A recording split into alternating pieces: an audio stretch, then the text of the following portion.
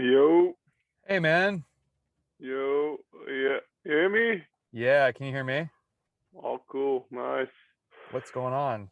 So, are you recording this also for video, or is this all because it's kind Yeah, of yeah, for looks video. Is kind that of pro? cool? No, it's all cool for me, but it looks pro. Dude, do you want to know it looks pro? It's because I'm in the McDonald's parking lot. No shit, but So so I live you're in a van or what? no, I'm in a station wagon. I got my dog next to me. I'm on the way to a Wow, race and where are you going to race? just a local race down in Georgia. Okay, Road race. But I live fuck, on a farm. you're lucky. We don't race yet here. The local races. That's what I heard. Well, the southeast in the US is kind of wild, wild west. Like a lot of people didn't believe that COVID was a thing, so they just kept rolling, Yeah, which is, yeah. you Which know, is at the end, you're still racing. so I got vaccinated. Cool. Couple weeks Yeah, ago. that's a good story. Good for you. Yeah. Because So, I'm still trying to get into the US. oh, really? You can't even come over? Yeah. No. For the Europeans or the Schengen countries, it's 14 countries. You have to be 14 days in Mexico or Canada before you can enter, which makes it a pain in the ass for me, So Oh, wow. yeah, I so it's kind of I shitty. dealt with the Schengen thing. I was living in Belgium for a short time and didn't even realize what that was, and so I had to leave and I went to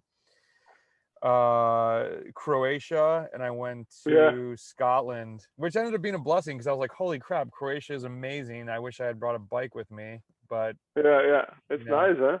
oh, it was great. We had a great time. We were there for about 7 days. It was really quiet. It was like we went to Havar City and there was no one there. It was very odd, but it was like November, so I guess that's to be expected. Okay, wow. Oh, Yeah, I've done. I think one of my last races was over there, the Tour of Croatia, which was okay. basically, which was basically, I think, almost October when I was there. Yeah. Still nice. We had a Yeah, good time, good people, good food. So, dude, yeah, thanks for coming on and doing this. This is yeah. No worries. I like to do it. So, I've got my own podcast, yes. pretty full on in the Netherlands, and yeah, I like. It's been a while since I think I do once a week now, but sometimes I throw in another one. So actually, I like to do it. Yeah, I Very almost cool. forgot twice today. Actually, I was like, oh fuck, shit, tonight I have that podcast. So, how long is a podcast typically for you, or you mix this in another one, another?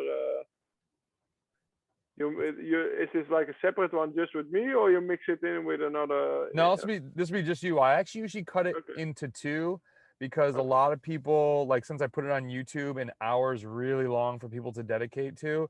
And so yeah, I yeah, noticed people were watching like 20 to 30 minutes. So I asked people, I'm like, nice, yo, I put a question up. I'm like, do you guys like shorter? And like, dude, that'd be awesome. So I even do like 8 or 9 minute podcasts yeah, yeah, that are just like, this is what I'm thinking about, this is what we're talking about. I got an athlete doing this, da da da, just to sharing experience. That's actually how yeah, this Evoke business started. Like, I'm not a pro. I just love cycling. It's changed my life. I've been coaching people for a long time. And I was on the phone with my friend and I'm like, dude, we should record this. Like we should put a mhm. podcast out. And he was like, do you think people will listen to it? I'm like, well, our moms will listen to it first and then maybe it'll spread a little bit.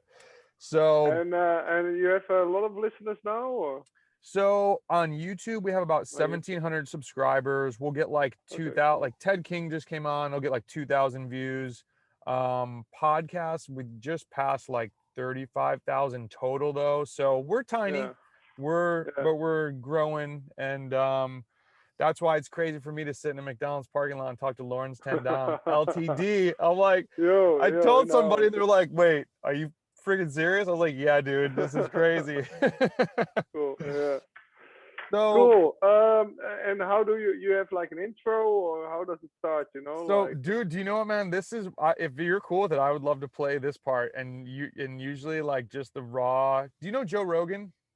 yeah. Just how he rolls in, man. Just like, Okay, yeah. cool. So, do you know Frank Overton?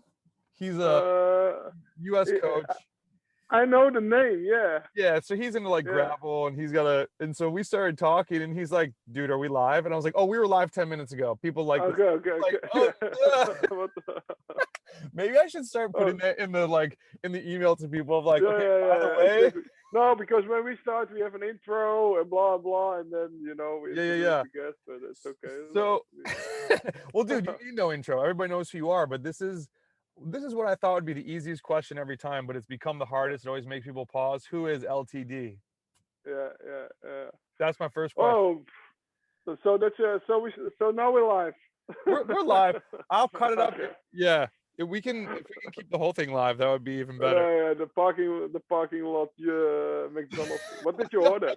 I just somebody asked me, this guy in the UK that coaches me, Tom Bell, pro mountain biker out there, and he was like, Yeah. "Yo, it just dawned on me watching your podcast that you've got this crazy space background because you're in your car on the side of the road." And I was like, "Exactly." Yeah,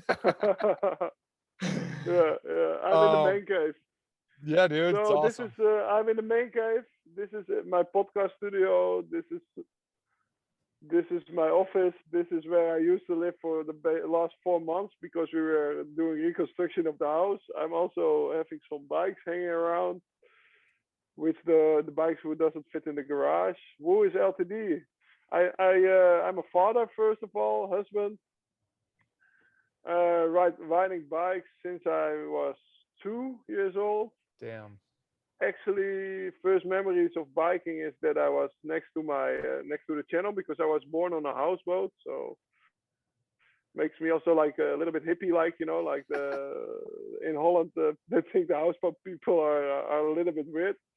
So I was on my like three-wheeler or like strider bike next to the canal, and I was lost. And I thought with myself, fuck, if I just turn around, I come back, But the bike was always for me something to explore the world, because the world is quite big. I remember I bought my first wheel touring bike when I, like 10, like 5 speeds, so 10 gears, 42 21, I think, was the smallest gear, and a 52 14 was the biggest one. And then you're like 11 years old, and you can go around like maybe 30 kilometers, 20 miles around, yeah, and nobody of your friends is going that far, That's like, far. yeah. So it was always for me a way to discover things. Then when I was 15, after a good winter in Holland, where we did some ice skating, on the ice, on the Mhm. canals, when all the Dutch pictures. Then I started biking. I was a fan from the Tour de France, and quite, yeah. Within 3 years, I was like top of the juniors, and then I became a pro, obviously, and I was that for 16 years. Whereas also I had my hiccups, like I remember 2015, I didn't like it anymore. I think we're going to discuss all this, but power meter, nutrition, losing the weight, losing too much, everything too strict. So I moved to the US for 1 year, lived in Santa Cruz, California, and in Turkey. And there I discovered a love for biking again, because there I remembered I met Scotty D. I was riding a lot with Ted King, who was in your podcast lately, and I discovered gravel biking, mountain biking, going to Grinduro, going to Leadville, going to whatever race. I did the Change Hammer, I did some Grasshoppers, I did all the local Tuesday, Saturday rides, whatever. And I discovered back the love for cycling, and basically that extended my career with 3 years, because I was going to retire after 2016, and then I retired after 2019.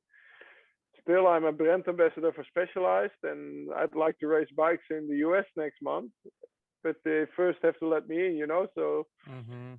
I'm checking the news if we'll be able to travel again due to COVID, because here in Europe there's not so much racing going on gravel bikes.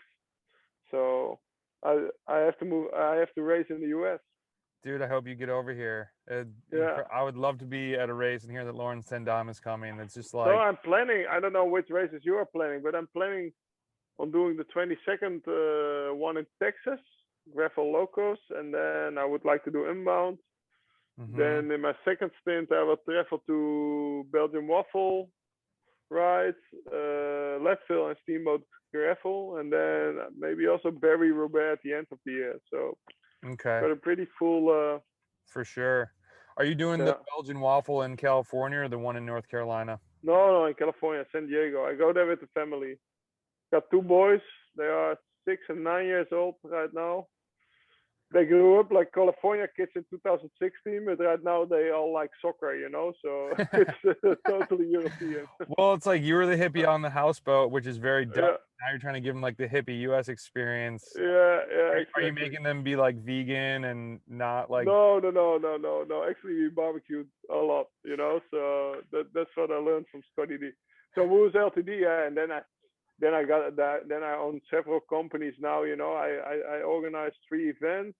I have my own clothing, cycling clothing, casual clothing. I have the podcast. We make movies on YouTube about the adventures, like for example Unbound, or if I do a bikepack event, racing event. I did one last year in the Pyrenees, or I do this year one in the UK.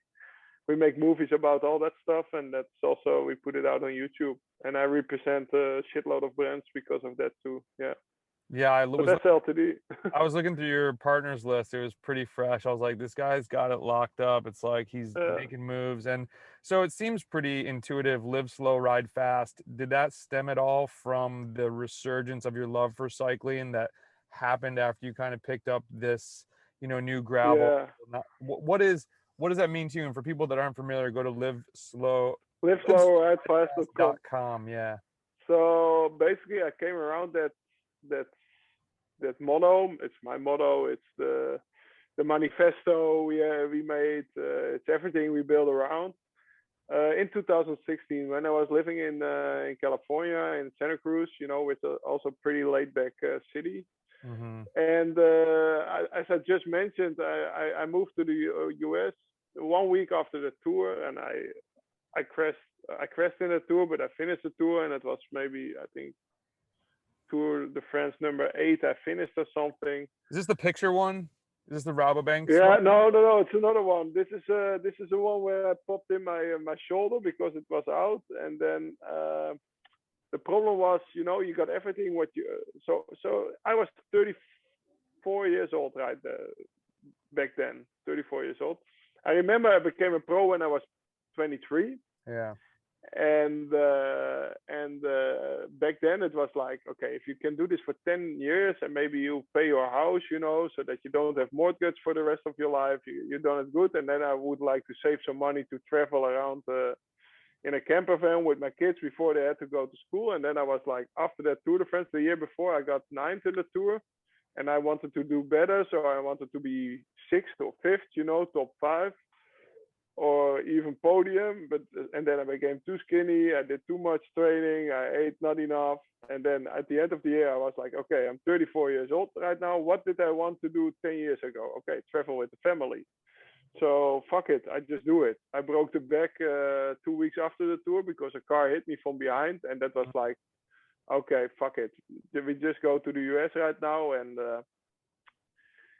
like I say, before the year before in 2015 was live slow, live fast too. Like totally focused on cycling 24 hours a day. And back then in the USA, I was like, okay, I ride my bikes for 6 hours, but then in the night I go to the beach together with the kids and with Scotty D and maybe some other families. And someone brings hot dogs, and someone brings a 6-pack, and someone brings a loaf of the bread from Pescadero, and then we all have fun together, and I don't think about cycling. I'm just a dad and enjoying myself, and basically that worked for me because I found back the balance, the love for life, but also I rode a good season. 2017 was even better. When together with Dumoulin, he won the Giro, I was his domestique, and blah blah blah. So it's all about balance, and if it's too much about just riding fast, I don't know, you're coaching people, and it's too much about, okay, you have to this interval and this and everything needs to be perfect, and you need to lose weight and blah and blah. And then the first race you crash and you think you think you deserve that result, but everybody works hard. It's not because you don't drink beer that you deserve a podium spot in the Tour de France, because the whole bunch is working hard. And that's where I discovered, okay, the balance. And the motto and the manifesto, you also, the small things you do good, you don't emphasize too much on gear or stuff or whatever to buy things. It's more on experience and enjoy it together with your family.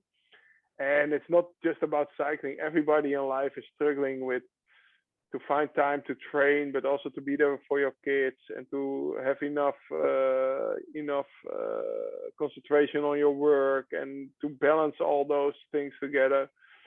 That's the thing what is live slow, ride fast about, like if I was just playing Mario Party with the kids to be fully in the moment with the kids instead of thinking about, okay, fuck, I still want to stretch, I still want to, I don't know, do some weightlifting and stuff like that. So that's what live slow, ride fast about, just the balance in life, which a lot of people lose. And I did lose it too for a few, for sure in 2015, but 2010 was also a bad year for me. And there I lost the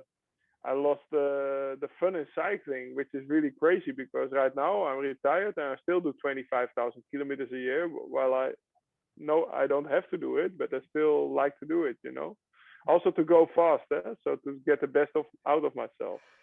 Dude, I love that. I'm so happy that you rekindled and refound that love for the bike. I mean, I always try to tell people that, whether they're just trying to finish their first Gran Fondo or win a national championship, if we're not having fun, we are totally messing up. And so to hear you say that and encapsulate just that idea in everything that you've been through is incredible. What do you think when you said you got too skinny? That's a big thing that a lot of cyclists go through. I gotta be skinny, gotta be skinny. I'm really happy to see a lot of pros now talking about themselves in the weight room and looking at guys like Sagan and, being strong. What was it in your own head, being like, I gotta lose weight, I'm going to the tour, or was there other people putting pressure on you, or what do you think? No, it was mostly myself. Okay. Yeah, it was mostly myself, because then maybe you got injured, and the thing you can control is your weight, because it's just what you put in your mouth, To control the form is a lot more difficult, Right. Because that's what you do in training, and you have to wait till the form arrives, basically. But to get skinny, for me, that was not so difficult, because you just eat less, or train more. So yeah. So when I look back, because also now now that I train less, that I also have to balance all those other things in life more, because back then when I was a pro, I didn't have 4 companies to run. Mm-hmm. I also think with myself sometimes, oh man, I did hurt myself so much during those years, because back then it was also a habit of the old pros not to eat during training. And typically I would bonk twice at training, before the coffee stop and before I reached home, and then I would binge eat at the coffee stop. I would eat like maybe 2 pieces of pie or whatever, like the equivalent of maybe 5 bars. Yeah. In like, easy. And then when I would be home, I would binge on the pasta or whatever, or bread, or just. And now when I'm training, I try to do at least 60 to 80 grams an hour, which makes it more easy for me also to go through the rest of the day, because when I'm home and I'm not as tired as I used to be, because I was not killing myself twice in a training. So in hindsight, I think that was the thing I did. That was the thing if I could do something over again, that would be it. Yeah. Okay. Yeah, that's good info. What do you like to eat when you're training, and what do you like to eat when you're racing? So unfortunately, I didn't race too much like last 2 years. Yeah. So the only race I did was the only race I did was a bikepack event, which lasted, I think, 72 hours. So there you eat whatever you can find on the road. But I don't Gas think that's station a good burrito. example.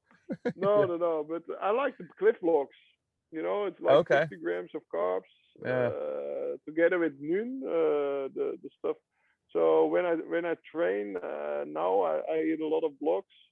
Also because it's light on the stomach, and then I also drink some Morton in the bottles or a Noon. Mm-hmm. basically I'm planning on doing the same during Unbound, not to change too much. I heard stories about people eating sandwiches with I don't know, and drinking whiskey, but I think when you're in the first group, I still would like to go fast, and once it goes party pace, I don't know, then I find whatever I want. But I did, like I said, in the old days, I did also races on one protein or a protein bar, or like not enough food, I think. So and if I would have a soigneur making things for me, I would like to have those rice things made for you. But to be honest, when I'm training, I don't make those things. I just take some blocks and maybe a Cliff Bar, and we stop for a coffee stop or something. But I remember an interview like this in 2012, because somebody made an interview with me about being a pro, and I just reread it, and he asked, what do you bring in your back pockets? And I remember I stated, okay, it's a phone, it's a wallet, in the middle it's always extra rain jacket, and on the left side I would take 1 or 2 bars, but it stated like I would stop for coffee and eat a piece of pie. So the bar would go for maybe 3 weeks before I even would eat it, because I would always stop for coffee and eat something over there. So, and also I think I still did it when I was living in Santa Cruz. I remember the Highway 9 coffee and places where to stop. But now in the COVID, it changed a little bit. I don't stop so much, and I start to eat more carbs where I take from home, and I notice it works better for me, to be honest, and everybody tells you that, every scientist tells you that, but you're always like, fuck it, I do myself, and now I experience it, and I'm like, okay, actually that's kind of cool. Monday I did a 7-hour ride, and I didn't stop for coffee or pie or Snickers or Coke. I just stopped twice for water, and then I filled my bottles and put some Morton in, and I would continue. That's so funny. I'm huge on the carbs. I used to go to this morning group ride, and then it would start at 5 a.m. And so if I was going to do a long ride afterwards, it's a short ride. It's like an hour and a half for people that are like 9 to 5ers. And this guy's like, dude, do you have a convenience store in your back pocket? Because it's just like filled with like candy and like, I was like, dude, I'm going to go ride for like 5 hours. I'm a big boy. I got to have a lot of carbs with me. So So I started doing that basically last year or so, when COVID started and everything got into lockdown, and then I noticed like, fuck, if I take like 5 hours and I take 5 strips of blocks and maybe 2 bars, it looks like a lot, but if you count the calories, because blocks is just sugar, so it's no extra fat or protein calories, it's kind of okay. And I come home and I don't feel empty, and I still can push the last 30 minutes, also a decent watts. And I'm like, they used to tell me this in the cycling teams for maybe 10 years already, but I was like, yeah, fuck it, I just want to go lean, and I want to stimulate the fat burning, and I was like real lean. And now that I start to do that, I'm like, fuck yeah, they were right. So if I could go back, I would. And actually it makes sense, because I discussed this also a lot with Dumoulin. Tom Dumoulin is a friend of mine, and riders who, because back then we always emphasized on training low, racing high with the carbs. And then you do San Sebastian. It's a race the week after the Tour de France, where everybody did 3 weeks of train high in the Tour, or race high, but actually training the body high.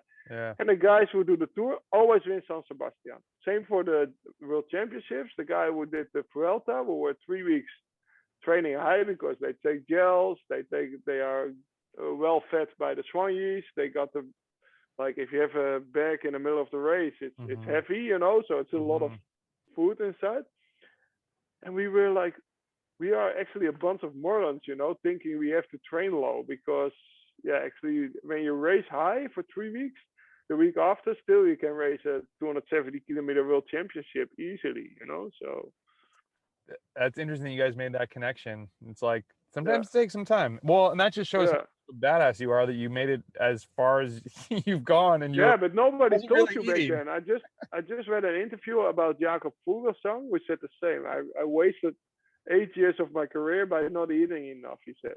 But nowadays, Then I came into the structure. So in 2016, I came into the structured system of Team Sunweb, which was back then Giant Alpecin. Mm-hmm. It was the first time after a race they asked me, "What did you eat?" First time I was like, "What the fuck? How do I know? I don't know. Like 2 bars." And no, we want to know because we want to see the race was 5 hours and you need 90 grams an hour, so you need at least 450 grams. And I was like, okay. So Mm-hmm. we started to do that, and then I noticed also like when I did it in the race, I didn't do it in the training yet. Like stubborn old guy, 35 years old. But in the race, I noticed when I would take 80 grams an hour, suddenly I didn't, because they always talk about the 200 kilometer barrier, in a big classic, and suddenly it was gone. So it just had to do with food, Dude, with nutrition. it's crazy. I hope everybody needs to go back and listen to that part, because I know some very accomplished amateur cyclists, and I just try to pound this into people's brain. I'm like, dude, if you're not familiar with what 90 grams of carbs looks like, you need to count it and figure it out. Yeah. And it's it makes just such a huge difference. It's funny, Ted King was on the show a few weeks ago, and so I'm like, oh, I gotta check out his podcast. Of course, I saw you on there, and I was like, oh my god, damn, Lawrence was on there. Have you ever tried maple syrup? Oh yeah, because Ted was living in the. I use this. What's it called? Untapped. Yeah. Untapped stuff a lot when I was, but in Europe it's not available. But I still use it on my pancakes, though. There you go. That's a good start. Yeah. I've been talking to him about some stuff about maybe doing a project, because I started putting it in a collapsible flask. And when you're talking about the size, Yeah.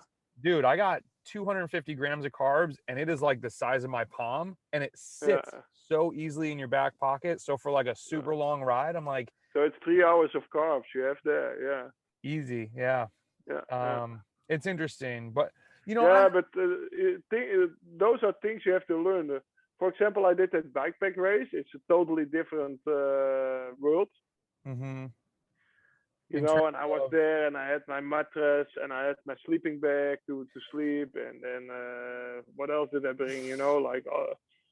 And and the guy who won that race, James Mark Hayden, he had only the aluminium thing to sleep underneath if he needed to, but he slept in a hotel. He said, "Oh, it's way more comfy." I agreed with him, but I didn't know. And I remember I arrived at the finish line. I still had 4 packets of those M&Ms in my back pocket, at least 4 Cliff Bars, which I took from the start and didn't eat. No way. I think a bag of chips. Like I could easily go for another 2 days with the amount of food I reached the finish line. So I asked him, "What did you do?" He said, "Okay, Lawrence, I imagined it was for me like, I don't know, 60 hours, like 2.5 days. And I thought I need 30,000 calories for that." Okay. So, okay, yeah, makes sense, because you cannot eat more than 10,000 a day. So it makes sense. He said, basically, I threw in 30,000 calories together in a blender. And I made flapjacks and pancakes from it. So my mom made it for me, and I put it all in my. I said, "So you didn't stop at the supermarket?" "No." He said, "Okay, Lawrence, supermarkets are slow." I was okay. Fuck yeah! I noticed. I was there waiting in line, with all my stuff collecting. Oh my god! So he only stopped. Also, like I'm trained now for the water, for the fountains at the side of the road, and he had 30,000 worth of calories in his backpack in pancakes and flapjacks. And so that's also, if you talk about bikepacking, I didn't know that, Yeah. I got third in that race, but I was like, fuck, this is a totally other thing then. And somebody has to tell you that. And nowadays at the World Tour, the young riders got told you have to eat 90 grams an hour, which makes also the younger riders quicker doing, like Pogacar. He's 22 years old and he wins Liège and stuff like that, And I also saw Kasper Asgreen. He won Tour of Flanders, and in his interview he said, "I learned the last 2 years that you have to do everything good in the first 3 hours to ride a good last hour." And I immediately thought about, okay, the guy, because I used to be like that too. You stuff yourself the night before, you stuff yourself in the morning, and then the first 2 hours of the race you eat nothing because your stomach. And I think he learned that the hard way too, and then he started to eat right from the start, So I think that makes a big difference. Yeah, I think we had a guy on, Pablo. He's an American. He's from Honduras. He lives in America now, and he is big into like smaller meals to kind of periodize the carbs. So he's doing like Yeah, 3 90-gram servings even after his ride, as opposed to one big meal yeah, and yeah, simple breakfast. And so it's interesting to hear other people bring that up. Um, End of the day, like experimenting, finding out what works for yeah, you, and exactly. Yeah, that's exactly what works for you. But what I notice now, what I know, because I also try to do just the Morton thing with 1 bottle an hour, but mm-hmm, so it's the Morton 320. mm-hmm. But I notice if I do Morton 160 and a blocks, that works better for me because Dude, then I still got something in the stomach. that's so interesting. I used to be sponsored by Science and Sport. They had this similar thing with Uh, Beta Fuel. Before Better it was fuel, coming yeah, out, they sent it to me like, "Hey, we know you go on these like crazy long bike rides, will you try it?" And I liked Malto. Something yeah, about something about just not eating, because then I was getting 80 grams of carbs in yeah, the bottle, and I never got to like put any food in my mouth. I don't know if it was a mental thing, but I was like, I don't know, just not vibing with me. Like I think I like the regular yeah, drink mix better. And there's other people that works great for them. They prefer just to yeah. drink it. So Yeah, so I like to do 40 grams from the bottle and then 50 yeah, from a blocks okay, because they also taste good, right? yeah, it's like candy. You're like, yeah, Yeah, it's like a treat. Like, oh, first hour in, I can eat some blocks now, that's Like, I heard you say somewhere that like, and correct me if I'm wrong, when you got ninth in the tour that year, like when you were coming up in cycling and probably before you became yeah, pro, like that wasn't your goal. You didn't see yourself being a top 10 tour no, rider. What did you expect? We're in the early 2000s. Oh man, I hate to cut this one off, but we gotta. We will be back so soon with LTD talking so much more about gravel, world tour racing, and a bunch more antics. LTD, man, you are awesome. Talk to you guys soon. See ya.